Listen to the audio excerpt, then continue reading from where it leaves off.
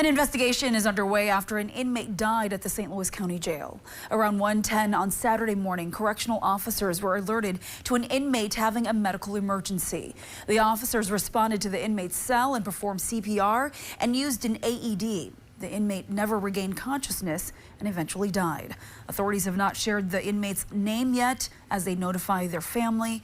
The Minnesota BCA is leading an independent investigation.